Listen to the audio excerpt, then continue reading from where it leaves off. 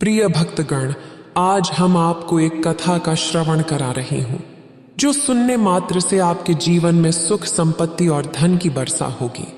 तो चलिए कथा को प्रारंभ करते हैं। भगवान शिव माता पार्वती से कहते हैं, इंसान अपने जीवन में ऊर्जा और उत्साह कैसे लाएं? फिर माता पार्वती कहती है, हे प्राणनाथ, इंसान अपने जीवन में ऊर्जा और उत्साह कैसे ला सकते हैं? इस संदर्भ में मुझे कुछ नहीं मालूम। फिर भगवान शिव कहते हैं, हे देवी, आज मैं आपको एक कहानी द्वारा बताऊंगा कि इंसान अपने जीवन में ऊर्जा और उत्साह कैसे ला सकता है।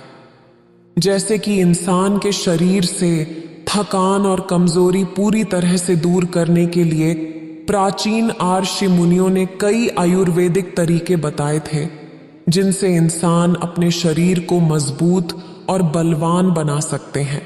अगर आप यह कहानी सुन रहे हैं तो पूरा सुनिए। इस कथा को आधा अधूरा छोड़कर जाने की गलती मत करिएगा, क्योंकि इस पवित्र कथा को पूरा सुनने से मनचाहा फल की प्राप्ति होगी। इसलिए इस कथा को पूरा सुने।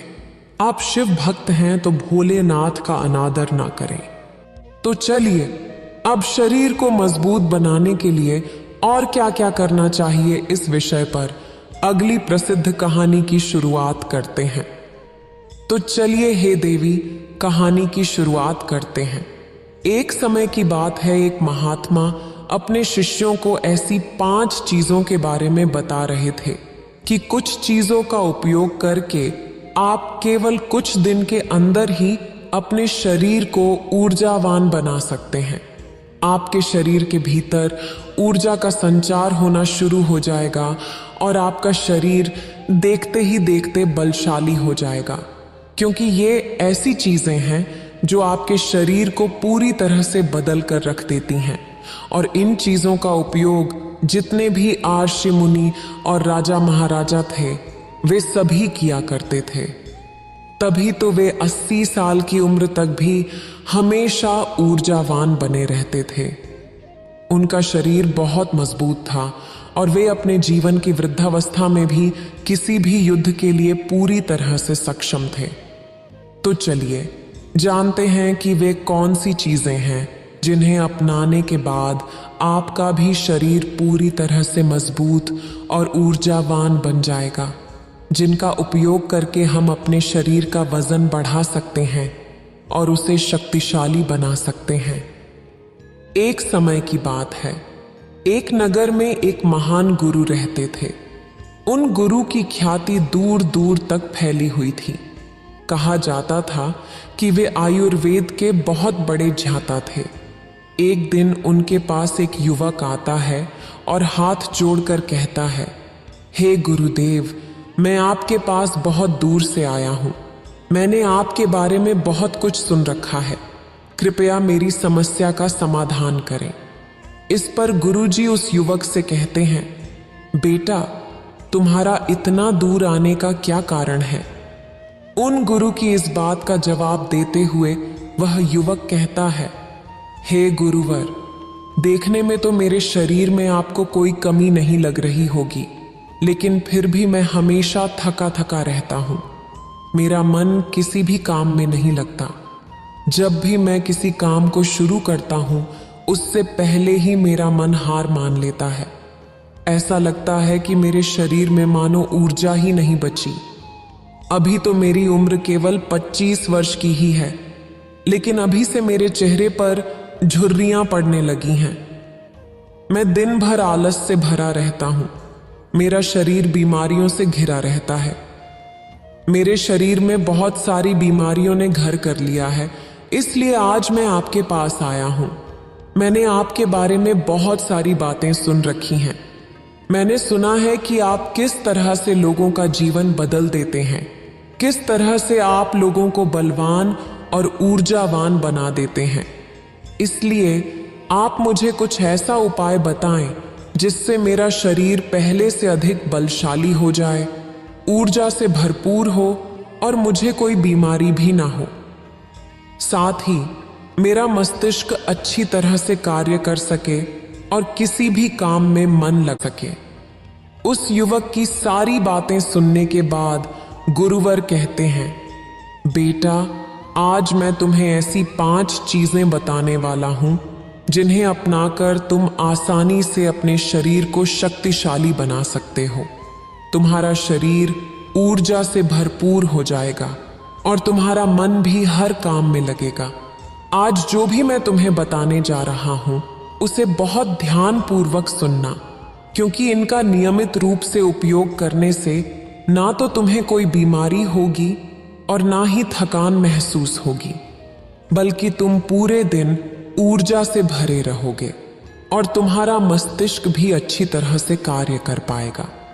लेकिन इससे पहले कि मैं तुम्हें उन 5 चीजों के बारे में बताऊं, तुम्हें यह समझना होगा कि आखिर हमारे साथ यह तकलीफ क्यों होती है और अधिकांश लोगों को यह समस्याएं क्यों होती हैं।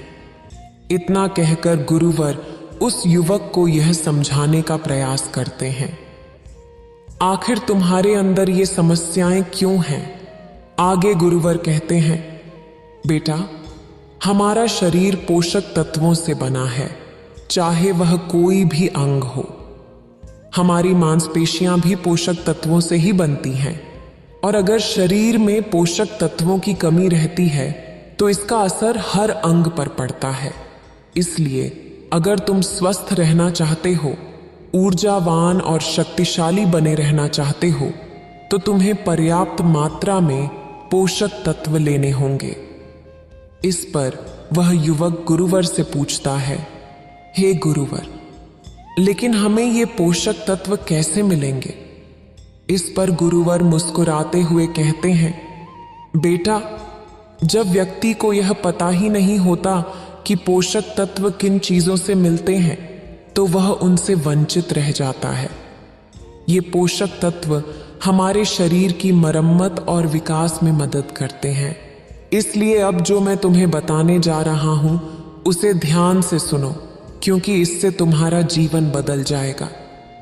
गुरुवर कहते हैं, बेटा, हमारी धरती हमें बहुत ही कम पैसों में ऐसी चीजें उपलब्ध करवाती है जिन्हें गरीब से गरीब व्यक्ति भी खरीद सकता है, और इन्हीं से हमें वे औषधियां मिलती हैं जिनसे हमारे शरीर को पोषक तत्व प्राप्त होते हैं। आगे गुरुवर बताते हैं, बेटा, हमारे शरीर में पोषक तत्वों का निर्माण 2 तत्वों से होता है जिन्हें हम अमीनो कहते हैं।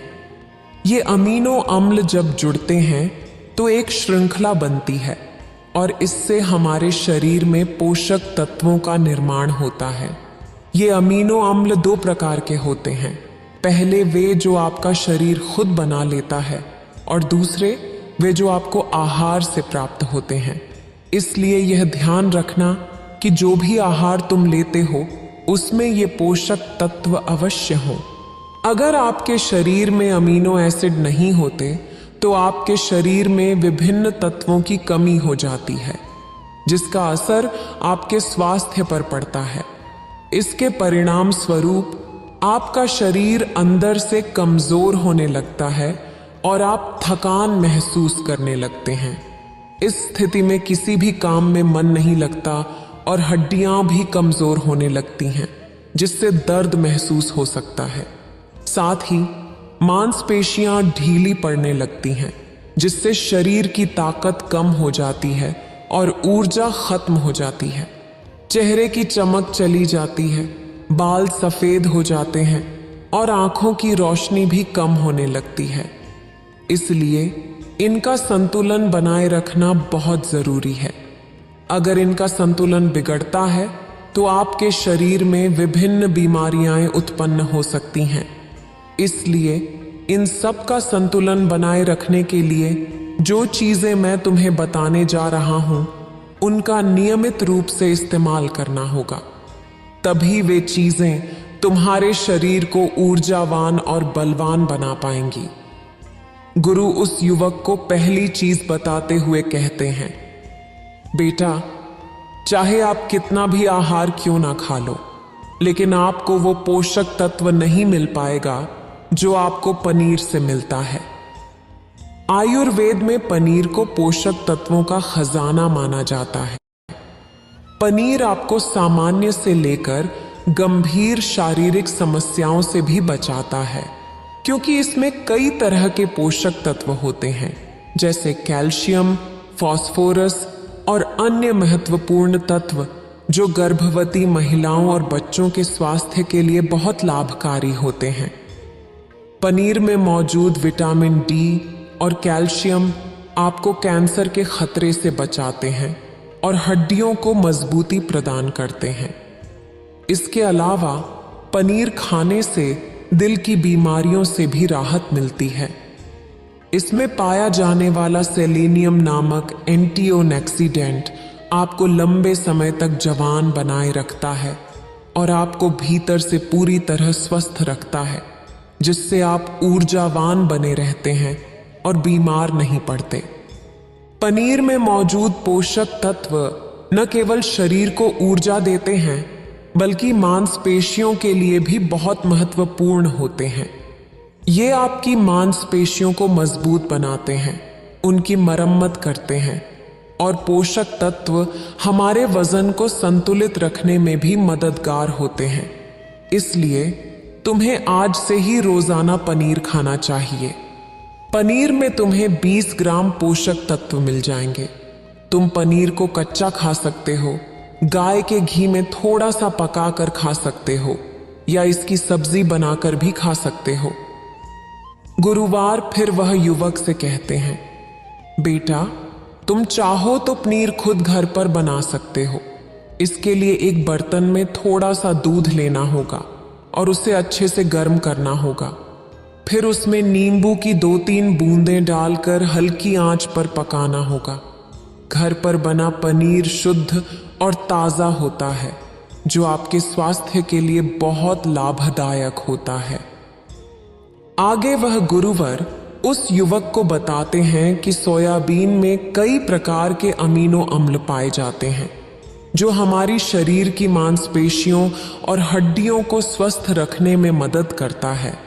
सोयाबीन को फाइबर का बेहतरीन स्रोत माना जाता है। अगर आप सोयाबीन का केवल 1 कप इस्तेमाल करते हैं तो इसमें आपको करीब 10 ग्राम तक फाइबर मिल जाएगा, जो हमारे शरीर के लिए बहुत ही लाभदायक होता है। जो लोग शाकाहारी होते हैं उनके लिए सोयाबीन एक वरदान है, क्योंकि जो लोग मांस का सेवन करते हैं उन्हें उतना पोषक तत्व नहीं प्राप्त होता जितना व्यक्ति को सोयाबीन का सेवन करने पे होता है। सोयाबीन में पोषक तत्वों के साथ साथ आयरन मात्रा में मिलता है, जिससे आपके शरीर में खून की कमी नहीं होती। सोयाबीन एक बहुत ही बेहतरीन स्रोत है। इसमें जरूरी ओमेगा 3 भी पाया जाता है, जो दिल की सेहत के लिए बहुत लाभकारी होता है और यह हमारे शरीर के भीतर कई बीमारियों से लड़ता है और हमारे शरीर को हमेशा स्वस्थ रखने में मदद करता है। शरीर की दुर्बलता, बालों और त्वचा की तमाम समस्याओं को दूर करने के लिए सोयाबीन को बहुत कारगर माना गया है। इसका उपयोग करने से शरीर पहले से अधिक बलशाली हो जाएगा। सोयाबीन शरीर में नई कोशिकाओं का निर्माण करता है और पुरानी कोशिकाओं की मरम्मत भी करता है। सोयाबीन के सेवन से शरीर में कुछ ऐसे आवश्यक हार्मोन निकलते हैं जिससे हमारा मानसिक संतुलन बेहतर हो जाता है। सोयाबीन के सेवन से हमारी हड्डियां भी पहले से अधिक मजबूत हो जाती हैं। इसके नियमित सेवन से आपका रक्तचाप भी नियंत्रण में रहता है। फिर गुरुवर उस युवक से कहते हैं, लेकिन मेरी एक बात और याद रखना, इसका उपयोग केवल 100 ग्राम ही करना, क्योंकि 100 ग्राम सोयाबीन में आपको 36 ग्राम प्रोटीन मिल जाएगा और इतना हमारे शरीर के लिए पर्याप्त है। इसके लिए तुम्हें पहले सोयाबीन को थोड़ी देर पानी में भिगो कर रखना है और पानी में भीगने की वजह से यह नरम हो जाएगा। तब तुम आराम से इसका सेवन कर सकते हो। आप चाहे तो इसे कच्चा भी खा सकते हैं या फिर इसकी सब्जी बनाकर भी इसका सेवन कर सकते हैं। फिर गुरुवर उस युवक को तीसरी चीज बताते हुए कहते हैं, अंकुरित दाल का सेवन करो।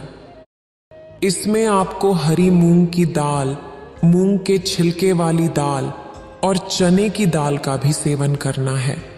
ये तीनों ही पोषक तत्वों का बहुत अच्छा स्रोत हैं। इन तीनों में आपको भरपूर मात्रा में फाइबर मिल जाता है। जब आपके शरीर में फाइबर अच्छी मात्रा में होता है तो यह आपके पाचन के लिए बहुत ही लाभकारी होता है। जिन लोगों को कब्ज की समस्या होती है उन्हें निश्चित रूप से अंकुरित दाल का सेवन करना चाहिए, जिससे आपकी कब्ज की समस्या पूरी तरह से खत्म हो जाएगी और आपका पेट पूरी तरह से साफ हो जाएगा। शरीर में जमा सारी गंदगी बाहर निकल जाएगी। इस कारण आपका पाचन तंत्र पहले से बेहतर काम करने लगेगा और आपको अन्य समस्याओं से भी छुटकारा मिल जाएगा। फिर गुरुवार उस युवक से कहते हैं कि जो वस्तु प्रकृति के जितना निकट होती है वह आपकी प्राण शक्ति को उतना ही ज्यादा बढ़ाती है। अंकुरित दालों में जीवन होता है जो आपकी प्राण शक्ति को बढ़ाते हैं, आपकी ऊर्जा को बढ़ाते हैं, आपको तरोताजा रखते हैं। इन तीनों दालों का इस्तेमाल आपको कुछ इस प्रकार करना होगा।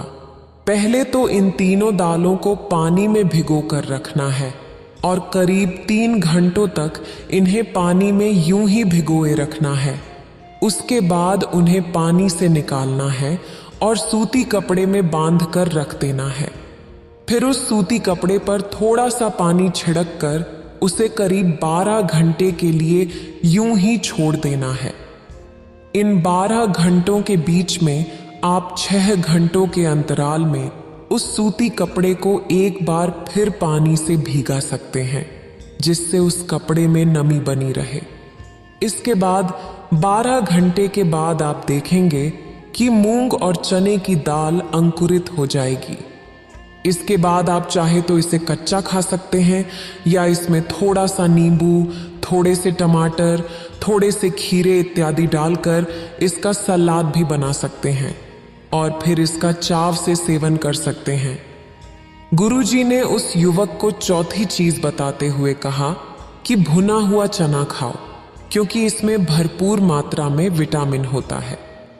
भुने हुए चना आप 2 तरीकों से कर सकते हैं। एक तो आप इसे सीधे खा सकते हैं और दूसरा तरीका ये है कि इसका आटा पीसवाकर सत्तू बना सकते हैं और फिर इसका सेवन कर सकते हैं। इससे आपके शरीर को ऊर्जा मिलेगी। अगर आप 100 ग्राम चना लेते हैं तो इसमें आपको 18 ग्राम प्रोटीन मिलेगा। भुना हुआ चना आपके मस्तिष्क के विकास के लिए भी बहुत लाभदायक होता है। इस मस्तिष्क अच्छी तरह से काम करने लगता है, जिससे निर्णय लेने में आसानी होती है। यह आपके बालों और त्वचा के लिए भी बहुत उपयोगी है। भुना हुआ चना मंगनीज, फास्फोरस और तांबे का भी अच्छा स्रोत है, जो हमारे हृदय स्वास्थ्य के लिए लाभकारी होता है। इसमें मौजूद फास्फोरस हमारे शरीर के लिए बहुत महत्वपूर्ण है और नियमित सेवन से यह खून में जमी गंदगी और कोलेस्ट्रॉल को कम करने में मदद करता है। आजकल लोग स्वाद के लिए तला हुआ भोजन खाते हैं, जिससे हृदय रोग का खतरा बढ़ जाता है। लेकिन अगर आप भुने हुए चने का नियमित सेवन करते हैं तो यह आपको हृदय रोग से बचा सकता है।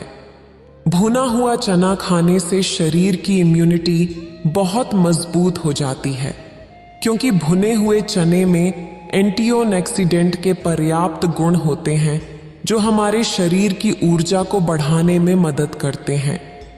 जो लोग वजन कम करना चाहते हैं वे भी भुने हुए चने का सेवन कर सकते हैं, क्योंकि इसमें भरपूर मात्रा में फाइबर होता है, जिससे पाचन तंत्र ठीक रहता है और बेहतर काम करता है। इसके सेवन से शरीर में ऊर्जा का प्रवाह बना रहता है, जिससे बार बार भूख नहीं लगती और हम लंबे समय तक किसी भी काम को करने में सक्षम रहते हैं। इसके अलावा मूंगफली का सेवन भी फायदेमंद होता है।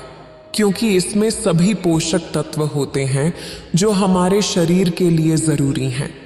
मूंगफली में आयरन, कैल्शियम, विटामिन ई और जिंक भरपूर मात्रा में पाए जाते हैं, जिससे इसका सेवन करने से आप कई बीमारियों से बच सकते हैं। मूंगफली में मोनो अनसैचुरेटेड फैटी एसिड होता है, जो हमारे शरीर से बैड कोलेस्ट्रॉल को कम करने और अच्छे कोलेस्ट्रॉल को बढ़ाने में मदद करता है। नियमित रूप से मूंगफली खाने से हृदय रोग की समस्याएं कम होती हैं और यह सर्दी जुकाम में भी राहत देता है। यह हमारे शरीर को भीतर से गर्म रखने में मदद करता है और फेफड़ों को मजबूती प्रदान करता है। सर्दी के मौसम में खांसी जुकाम से बचने के लिए मूंगफली का नियमित सेवन फायदेमंद होता है। मूंगफली में फाइबर और पोषक तत्व भी होते हैं, जिससे भूख कम लगती है और वजन नियंत्रित रहता है। आप इसका उपयोग वजन कम करने के लिए भी कर सकते हैं। मूंगफली में मैंगनीज, कैल्शियम और कार्बोहाइड्रेट की भरपूर मात्रा होती है, जिससे ब्लड शुगर कंट्रोल में रहता है। अगर आपको भी डायबिटीज जैसी समस्या है तो आप मूंगफली का सेवन कर सकते हैं। यह आपके लिए बहुत लाभदायक होगा। मूंगफली खाने से आप कई प्रकार के कैंसर से भी बच सकते हैं। इसमें पॉलीफिनॉल और एंटीऑक्सीडेंट की मात्रा बहुत अधिक होती है, जो हमारे शरीर में कैंसर के खतरे को कम करने में सहायक होते हैं। मूंगफली में मौजूद फैटी एसिड हमारी त्वचा को रोगों से बचाने में मदद करते हैं। इसमें फाइबर भी पाया जाता है, जो शरीर के विषैले पदार्थों को बाहर निकालने में मदद करता है, जिससे आपकी त्वचा हमेशा जवान और स्वस्थ रहती है। इसके लिए आपको नियमित रूप से एक मुट्ठी मूंगफली का सेवन करना चाहिए, लेकिन ध्यान रखें, मूंगफली का अधिक सेवन न करें। अगर आप मेरे द्वारा बताई गई इन 5 चीजों का नियमित रूप से पालन करेंगे और इन्हें अपने जीवन में उतारेंगे, तो आपका जीवन जल्द ही बदल जाएगा। केवल कुछ दिनों के अंदर ही आपका शरीर पहले से अधिक ऊर्जावान और बलवान हो जाएगा। आप पहले से बहुत अच्छा महसूस करेंगे और यदि आप नियमित रूप से इनका सेवन करते रहेंगे तो भविष्य में भी आपको बहुत कम समस्याओं का सामना करना पड़ेगा। इतना कहकर वह गुरुवार शांत हो गए और वह युवक भी अब यह समझ चुका था कि उसे क्या करना है। फिर महात्मा दूसरी कहानी सुनाते हैं। आपने कभी किसी जानवर को देखा है जब उसे चोट लगती है या जब वह बीमार हो जाता है तो अक्सर जानवर अपनी बीमारी को खुद ही ठीक कर लेते हैं। आखिर ये कैसे होता है? तो यहाँ पर सवाल उठता है कि अगर जानवर खुद की बीमारियों को ठीक कर सकते हैं तो क्या हम इंसान अपनी बीमारियों को ठीक नहीं कर सकते? इसका जवाब है हाँ, हम अपनी बीमारियों को खुद से ही ठीक कर सकते हैं, लेकिन इसके लिए जरूरी है हमारा विश्वास।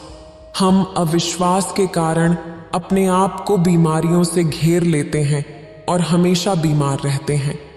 लेकिन अगर हम खुद पर विश्वास करें कि हम खुद को ठीक कर सकते हैं, तो हम निश्चित रूप से अपने शरीर को पूरी तरह से पहले जैसा तंदुरुस्त और ठीक करने में सक्षम हैं, क्योंकि हमारे दिमाग में कुछ ऐसे रसायन बनते रहते हैं जो हमारे शरीर को बीमारियों से लड़ने में पूरी तरह से सक्षम बनाते हैं। तो चलिए इसे एक छोटी सी कहानी के माध्यम से समझते हैं कि कैसे हम खुद पर विश्वास करके अपनी किसी भी बीमारी का इलाज खुद ही कर सकते हैं। बहुत समय पहले की बात है। एक नगर में एक व्यक्ति रहता था। वह व्यक्ति हमेशा बीमार रहता था और हमेशा बीमारियों से ग्रसित रहता था, जिस कारण वह बहुत चिंतित रहता। उसने कई प्रकार की दवाइयां और शक्तियां लीं, विभिन्न चिकित्सकों से सलाह ली। हर किसी ने उसे अलग अलग दवाइयां दी। किसी ने उसकी बीमारी का एक इलाज बताया तो किसी ने कुछ और तरीका सुझाया। लेकिन कोई भी तरीका उसकी बीमारी पर काम नहीं कर रहा था। वह बहुत परेशान और हताश हो चुका था। भीतर ही भीतर वह पूरी तरह टूट चुका था। उसने सारी उम्मीदें खो दी थीं। उसे लग रहा था कि इससे तो अच्छा होता कि ईश्वर मुझे अपने पास बुला लेता। कम से कम इन रोज रोज की बीमारियों से पीछा तो छूटता। इसी कारण वह हमेशा चिंता और निराशा में रहता। तभी एक दिन उसका एक मित्र उसके पास आया। उसने उसे एक साधु के बारे में बताया जो लोगों का इलाज बिना किसी औषधि और दवाइयों के करते थे। उनका इलाज करने का तरीका बहुत अनोखा था। ना ही वो किसी को किसी प्रकार की दवाइयां देते थे और ना ही वो किसी प्रकार का परहेज बताते थे, लेकिन जो भी उनके पास जाता था वो पूरी तरह से स्वस्थ और तंदुरुस्त हो जाता था। जब उस व्यक्ति के मित्र ने उन साधु के बारे में उसे बताया तो वह व्यक्ति खुद को रोक नहीं पाया। तुरंत ही वह उन साधु से मिलने के लिए जा पहुंचा। जब वह वहां गया तो उसने उन साधु से कहा, गुरुजी, मैंने आपके बारे में बहुत सुना है। मैंने सुना है कि आप किसी की भी बीमारियां ठीक कर सकते हैं। ना ही आप उसे कोई औषधि देते हैं और ना ही कोई उपाय बताते हैं, फिर भी लोग पूरी तरह से स्वस्थ और तंदुरुस्त हो जाते हैं। यह बहुत अद्भुत बात है और यह सुनकर ही मैं आपके पास आया हूं। लेकिन मैं यह जानना चाहता हूं कि आखिर बिना औषधियों और दवाओं के हमारा शरीर कैसे ठीक हो सकता है? हमारे शरीर की बीमारियां कैसे खत्म हो सकती हैं? आगे वह व्यक्ति उन साधु से कहता है, गुरुवर, देखने में तो मेरा शरीर बहुत ही हट्टा कट्टा है और मैं मोटा भी हूं। इसी मोटापे के कारण मेरे शरीर में ना जाने कितनी प्रकार की बीमारियां हैं और इसके कारण मैं वर्षों भर बहुत परेशान रहता हूं। जब भी मैं किसी चिकित्सक के पास जाता हूं तो वो यही कहता है कि तुम बहुत मोटे हो, अपना वजन घटा लो, तुम्हारी सारी बीमारियां ठीक हो जाएंगी। इसके लिए वो मुझे कुछ औषधियां और दवाइयां भी देते हैं, लेकिन वो दवाइयां कुछ काम नहीं करती और मेरी बीमारियां ठीक नहीं हो पाती। गुरुवर, वैसे तो मैं खुद भी नहीं जानता हूं कि मेरे शरीर में कौन कौन सी बीमारियां हैं। जैसे यदि मैं कुछ दूर चलता हूं तो मेरी सांस फूलने लग जाती है। इसके अलावा जब मैं चलता हूं तो मेरे घुटनों में दर्द भी महसूस होता है। मेरे दिल की धड़कन तेज हो जाती है, जिससे हृदय के रुकने का खतरा भी होता है। ऐसी कई बीमारियां हैं जो मेरे शरीर को घेरे हुए हैं और मैं उनसे छुटकारा पाना चाहता हूं। मैं बहुत परेशान हो चुका हूं। अब तक जितनी भी दवाइयां और औषधियां ली हैं वे सब बेअसर साबित हुई हैं। इसी कारण मैं बहुत चिंतित हूं और आज आपके पास आया हूं। क्या आप मेरी समस्या का कोई समाधान बता सकते हैं? मैं दवाइयां लेते लेते थक चुका हूं। मेरा आधा जीवन यूं ही व्यर्थ हो गया है। कृपया मुझे कोई ऐसा तरीका बताएं जिससे मैं अपनी बीमारियों को खुद ही ठीक कर सकूं और मुझे किसी चिकित्सक के पास ना जाना पड़े। वह मुस्कुराते हुए बोले, क्या तुम्हें पूरा विश्वास है कि तुम अपने शरीर की बीमारियों को खुद ठीक कर सकते हो? क्योंकि यह विश्वास ही है जो तुम्हें तुम्हारी बीमारियों से मुक्त कर सकता है। जिन लोगों को खुद पर विश्वास होता है वे अपने जीवन में कुछ भी हासिल कर लेते हैं। अगर तुम्हें खुद पर विश्वास है तो तुम अपनी बीमारियों को भी ठीक कर पाओगे। अन्यथा अगर तुम्हें खुद पर विश्वास नहीं है तो तुम अपने जीवन में कभी कुछ नहीं पा सकते और ना ही अपनी बीमारियों का इलाज कर सकते हो।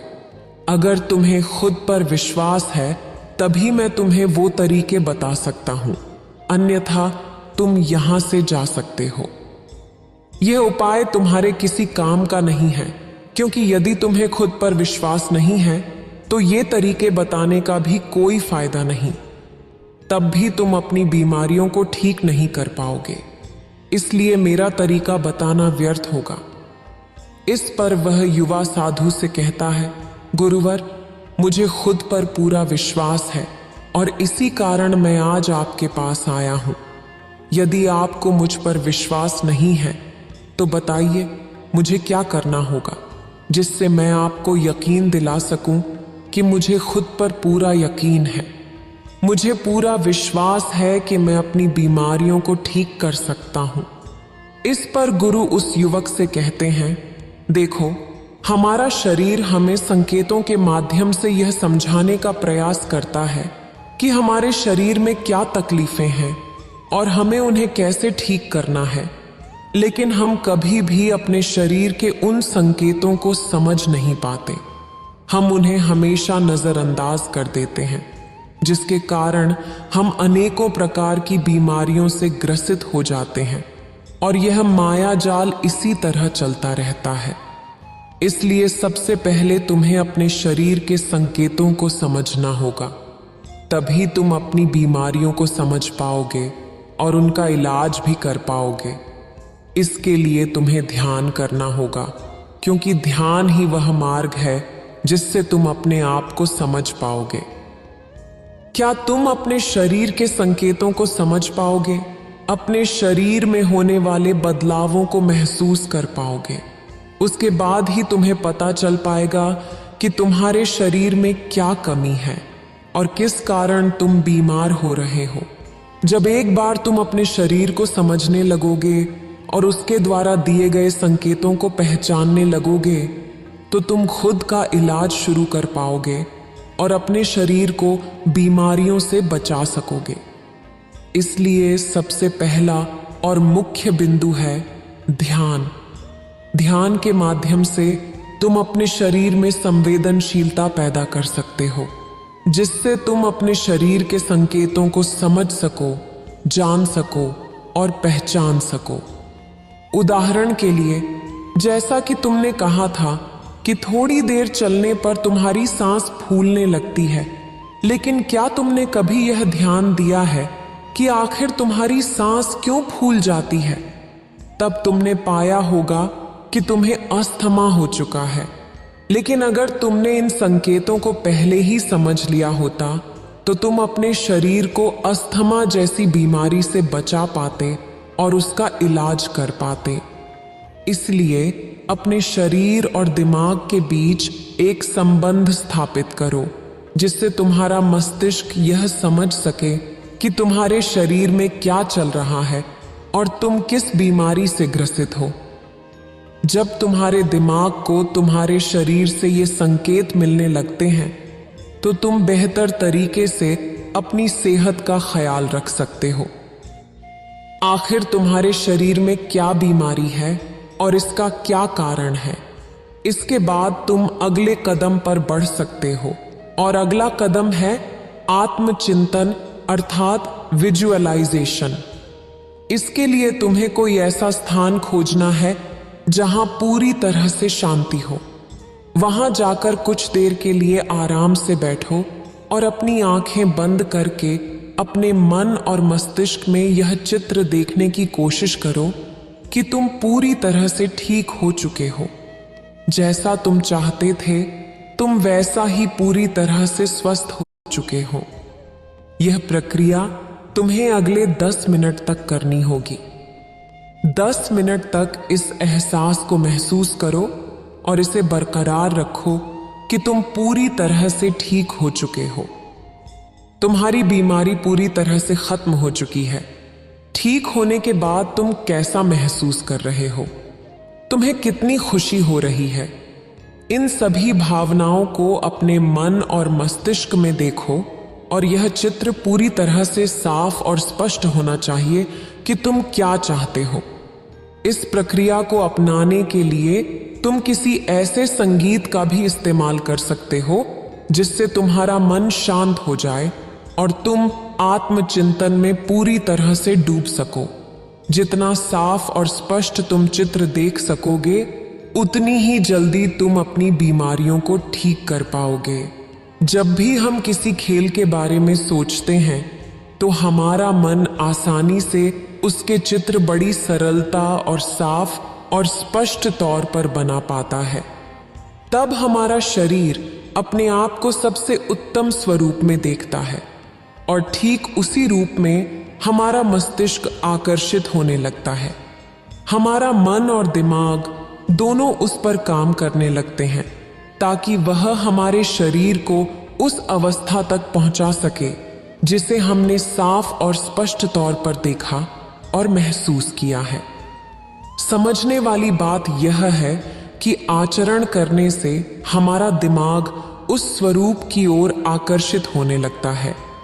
जब यह बात हमारे अवचेतन मन तक पहुंच जाती है तो अनजाने में ही सही, लेकिन हमारा अवचेतन मन अपनी शक्तियों का इस्तेमाल करके हमारे शरीर को उन बीमारियों से ठीक करने लग जाता है।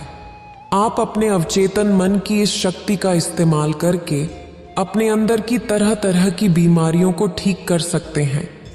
यदि आप अपना मोटापा घटाना चाहते हैं, अपने आप को स्वस्थ और सुडौल बनाना चाहते हैं, या फिर अपनी खूबसूरती बढ़ाना चाहते हैं, तो आप अपने अनेकों प्रकार की बीमारियों को खुद ब खुद ठीक कर सकते हैं, और वो भी बिना किसी दवा और चिकित्सक के।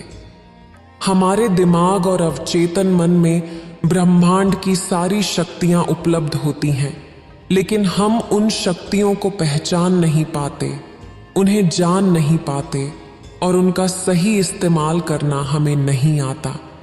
हमें उन प्रक्रियाओं के बारे में ठीक से नहीं पता कि हम किस तरह से उन शक्तियों का इस्तेमाल कर सकते हैं और कैसे उन्हें जागरूक कर सकते हैं। इसके लिए आपको आत्मचिंतन करना ही होगा, और जहां भी आप आत्मचिंतन करने बैठेंगे वहां पूरी तरह से शांति होनी चाहिए। आप चाहें तो किसी ऐसे संगीत का इस्तेमाल कर सकते हैं जिससे आप आत्मचिंतन की गहराई तक उतर सकें।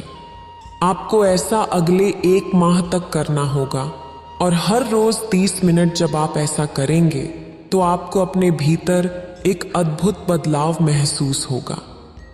इससे न केवल आप अपनी बीमारी को ठीक कर सकते हैं, बल्कि आप जो चाहते हैं वो सब भी हासिल कर सकते हैं। गुरुजी उस व्यक्ति को तीसरी आदत बताते हुए कहते हैं, खुद से प्यार करना सीखो। तुम एक पल के लिए सोचो, जो व्यक्ति खुद से प्यार नहीं करता वह भला अपनी बीमारियों को क्यों ठीक करना चाहेगा? वह तो खुद को ही कोसेंगे। कुछ लोग तो यह भी कहते हैं कि यार, इस बीमारी से तो अच्छा था कि ईश्वर मुझे उठा लेता, इतनी तकलीफ मुझसे नहीं सही जाती। ऐसे लोग खुद को कोसते हैं, खुद को और भी पीड़ा देते हैं, और ऐसे में हम जाने अनजाने अपने मस्तिष्क और मन को यह संदेश भेज रहे होते हैं कि हम खुद से प्यार नहीं करते, हम खुद से नफरत करते हैं। और जब हम एक बार खुद से नफरत करने लगते हैं तो भला ऐसा शरीर किसे चाहिए, ऐसा जीवन किसे चाहिए? इस कारण हम अनजाने में उन तकलीफों और बीमारियों को और भी ज्यादा बढ़ावा देते हैं, और देखते ही देखते हम अपनी उस नफरत के कारण अपने आप से हार जाते हैं। हम अपनी हिम्मत खो बैठते हैं। जरा आप एक पल के लिए यह सोचकर देखिए, जिस व्यक्ति को खुद पर भरोसा ना हो वह भला अपने जीवन में क्यों जीना चाहेगा? वह अपनी तकलीफों, अपनी बीमारियों से क्यों मुक्त होना चाहेगा? क्या आपने कभी यह देखा है कि जो व्यक्ति खुद पर विश्वास करता है, खुद से प्यार करता है, वे लोग किसी भी परिस्थिति में खुलकर जीते हैं और बड़ी से बड़ी बीमारियों का सामना भी हंसकर करते हैं और आखिर में जीत ही जाते हैं। जो व्यक्ति खुद पर विश्वास करते हैं वही लोग आत्मचिंतन की गहराई तक उतर पाते हैं, क्योंकि उन्हें खुद पर विश्वास होता है। वे जानते हैं कि जो बीमारी उन्हें आज घेर कर रखी है वह ज्यादा देर तक नहीं रहने वाली, वह आज नहीं तो कल ठीक हो ही जाएंगी। यदि आप भी खुद पर विश्वास करते हैं और आत्मचिंतन की गहराई तक उतरना चाहते हैं तो पहले आपको खुद से प्यार करना सीखना होगा। उसके बाद आपका मस्तिष्क अपने आप ही ऐसे उपाय ढूंढने लगेगा जिससे आप अपनी बीमारियों को खुद ही ठीक करने लगेंगे, चाहे आप इसे माने या ना माने। लेकिन हमारा मस्तिष्क बहुत शक्तिशाली है। वह उन रसायनों को पैदा करने की क्षमता रखता है, लेकिन हम अक्सर उसका सही उपयोग नहीं कर पाते। यही कारण है कि हम छोटी छोटी बीमारियों से भी खुद को ठीक नहीं कर पाते। इस प्रक्रिया के दौरान खुद पर विश्वास रखें, अपने आप से प्यार करें और अपनी दिनचर्या पर ध्यान दें। आप क्या खाते हैं, कब खाते हैं, कितना व्यायाम करते हैं, किन लोगों के साथ समय बिताते हैं और क्या बातें करते हैं, इन सब पर ध्यान देना जरूरी है। समय पर खाना और व्यायाम करना आपको कई बीमारियों से दूर रखता है। वास्तव में हम में से अधिकांश लोगों का मस्तिष्क तभी बेहतर काम करता है जब हम अपनी दिनचर्या में सुधार लाते हैं। जब हम समय पर खाना नहीं खाते, व्यायाम नहीं करते और अपने काम समय पर नहीं करते, तो हमारे मन और मस्तिष्क में तनाव पैदा होने लगता है। इससे हमारे भीतर भय उत्पन्न होता है और हम कई प्रकार की बीमारियों को अपनी ओर आकर्षित करने लगते हैं। यदि आप समय पर खाते हैं, पूरी नींद लेते हैं और व्यायाम करते हैं, तो आप तनाव मुक्त जीवन जी सकते हैं और कई बीमारियां आपसे दूर रहेंगी। आपको अपनी दिनचर्या का पालन पूरी निष्ठा और ईमानदारी के साथ करना चाहिए। आगे वह साधु उस व्यक्ति से कहते हैं कि अपने मन को अपनी बीमारियों को ठीक करने के काम पर लगाएं। हमारे शरीर में तरह तरह की शक्तियां हैं, लेकिन हम उन्हें नहीं जान पाते, उन्हें समझ नहीं पाते। यहां तक कि हम अपने मस्तिष्क अर्थात अपने अवचेतन मन की शक्तियों का भी ज्ञान नहीं रखते। इस प्रक्रिया के बारे में वह साधु महाराज बताते हैं कि जब भी तुम सोने के लिए बिस्तर पर जाते हो, तो सोने से ठीक पहले अपने मन को शांत करो और अपने आप से यह कहो कि तुम पूरी तरह से ठीक हो और इसे साफ स्पष्ट तौर पर देखने का प्रयास करो। यदि तुम यह निरंतर करते हो तो तुम्हारी बीमारियां जड़ से खत्म हो जाएंगी। तुम ऐसा सोचते सोचते अपने बिस्तर पर सो जाओ। उसके बाद तुम्हारा अंतर्मन जादू की तरह काम करने लगेगा और इस बात से तो आप भली भांति परिचित होंगे कि जब हम सो जाते हैं तब भी हमारा अंतर्मन हमारे लिए काम कर रहा होता है। लेकिन शायद आपको यह नहीं पता कि सोने से पहले हम अपने अंतर्मन को जो भी काम देते हैं वह पूरी रात उसी काम पर लगा रहता है। इसीलिए रोज रात यह अभ्यास जरूर करें। देखते ही देखते आपका शरीर स्वस्थ होने लगेगा, आप अच्छा महसूस करने लगेंगे और अपनी बीमारियों को ठीक करने लगेंगे। लेकिन याद रहे कि हमें यह रोज सोने से ठीक पहले करना है। अगर आप सोच रहे हैं कि क्या हम इसे दिन में कर सकते हैं, तो यह आपके लिए बिल्कुल काम नहीं करेगा, क्योंकि दिन में हमारा मन और मस्तिष्क अन्य कामों में व्यस्त होते हैं और ऐसे समय पर हमारे अवचेतन मन को समय नहीं मिल पाता कि वह आपकी बात सुने, आपकी बात पर अमल करें।